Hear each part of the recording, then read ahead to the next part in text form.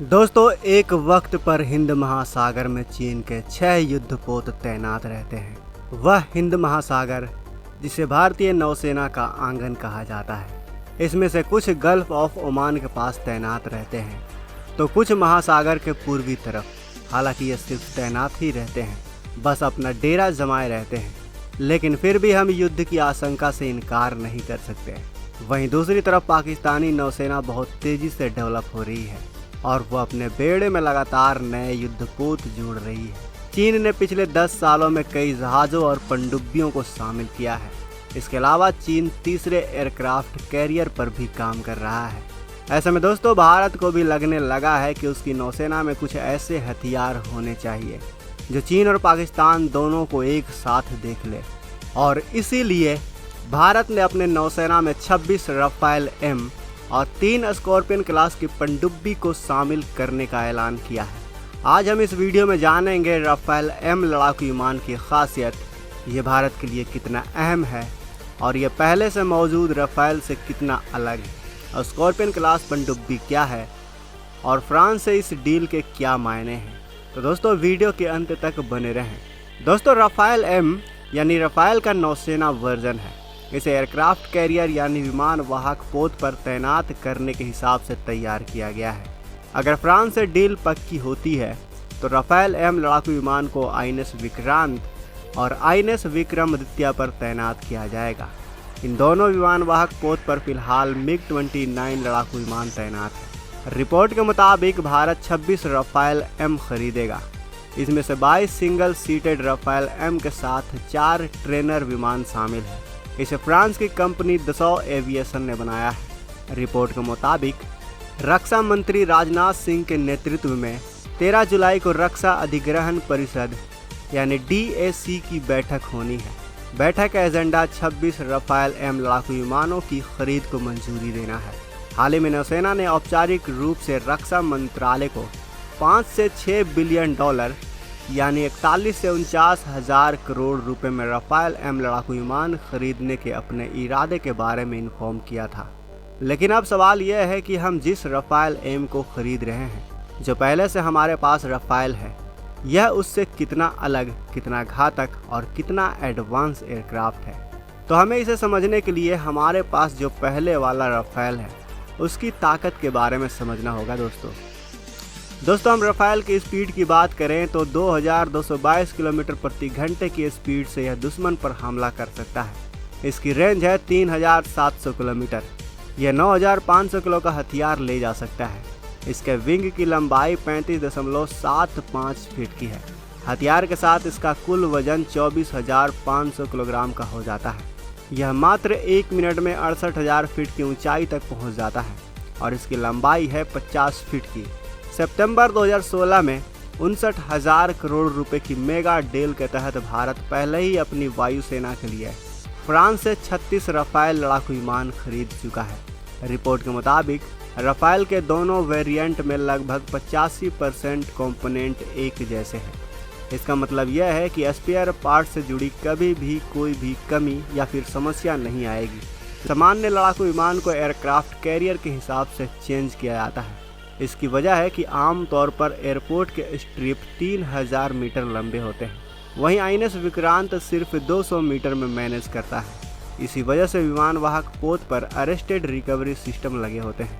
Arrested recovery system वो चीज़ होता है जिस रस्सी में एयरक्राफ्ट फंसकर ब्रेक लगा लेता है। जैसे आईएनएस विक्रांत पर 3 अरेस्टेड वायर लगे हुए हैं। लैंडिंग के वक्त एयरक्राफ्ट की टेल इनसे किसी वायर पर हुक हो जाती है, इससे वो कम दूरी पर ही रुक जाती है। इसे टेल हुक कहते हैं। इसी तरह के फीचर से राफेल एम भी लैस है। वहीं सामान्य राफेल में इस सिस्टम की ज़रूरत नहीं होती है। अब अगर हम राफेल और राफेल एम के फीचर्स को एक साथ देखें तो दोनों की क्षमता हमें अलग अलग दिखती है। जैसे राफेल एम का एयर फ्रेम एयरक्राफ्ट कैरियर पर लगने के हिसाब से बनाया गया है, वहीं राफेल का जो एयर फ्रेम है वो स्टैंडर्ड एयर फ्रेम है। वहीं राफेल एम का विंग फोल्डेबल है, यानी मुड़ सकता है, लेकिन राफेल का विंग फोल्ड नहीं हो सकता है। वहीं राफेल एम में टेल हुक मौजूद है और राफेल में ये चीज़ मौजूद नहीं है। टेल हुक वो होता है जो एयरक्राफ्ट कैरियर पर मौजूद रस्सियों में फंस जाता है, जिससे एयरक्राफ्ट को रुकने में मदद मिलती है।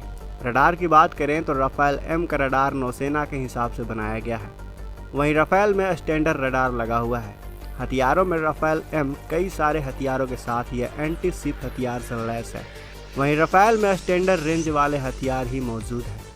मिशन में यह विमान वाहक पोत से जुड़े सभी मिशन को करने में सक्षम है। वहीं राफेल हवा से हवा में हमला, हवा से ज़मीन पर हमले के साथ हवा में रिफ्यूलिंग भी कर सकता है।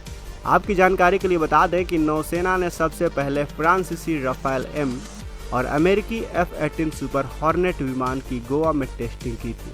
टेस्टिंग के बाद नौसेना ने रक्षा मंत्रालय को बताया कि राफेल एम उसकी ज़रूरतों के लिए सबसे बेहतर है। इस तरह से टेस्टिंग में राफेल एम ने बाजी मारी और नौसेना इसकी डील के लिए आगे बढ़ गई।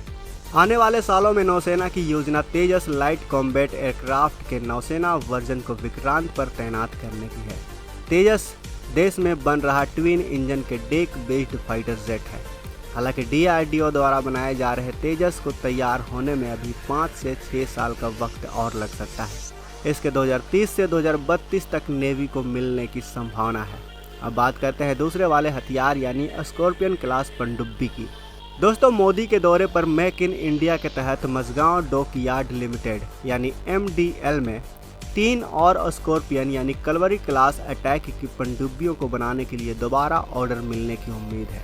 भारत ने 2005 में फ्रांस के नेवल ग्रुप से स्कॉर्पियन क्लास सबमरीन बनाने के लिए $3.75 अरब यानी करीबन 28.6 हजार करोड़ का समझौता किया था। इन सबमरीन को पब्लिक सेक्टर की कंपनी मझगांव डॉकयार्ड लिमिटेड ने फ्रांस के सहयोग से बनाया है। स्कॉर्पियन क्लास वाली अटैक पनडुब्बियों की खासियत की बात करें तो इसका मैन्युफैक्चरर है फ्रेंच नेवल ग्रुप और MDL यानी मझगांव डॉकयार्ड लिमिटेड। इसकी लंबाई है 220 फीट, ऊंचाई है 40 फीट।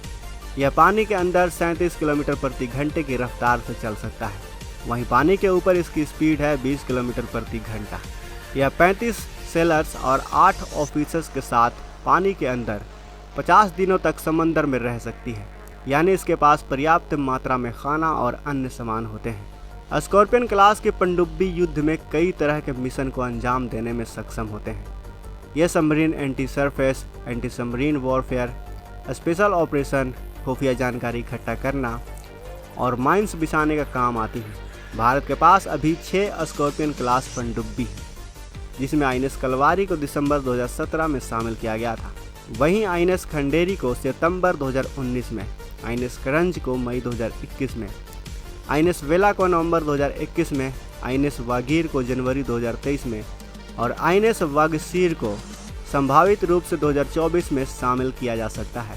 तो दोस्तों, ये थे भारतीय नौसेना में आने वाले 2 नए हथियार। आपको इन दोनों हथियारों में से सबसे ज़्यादा किसका इंतज़ार रहेगा? अपनी राय हमें कमेंट बॉक्स में अवश्य बताएं। साथ ही वीडियो अच्छी लगी हो तो वीडियो को लाइक करें, अपने दोस्तों के साथ शेयर करें और अगर आपने अभी तक इस चैनल को सब्सक्राइब नहीं किया है तो हमारे मेहनत के लिए इस चैनल को सब्सक्राइब करना बिल्कुल भी ना भूलें। मिलते हैं अगले वीडियो में। वीडियो के अंत तक बने रहने के लिए दिल से धन्यवाद।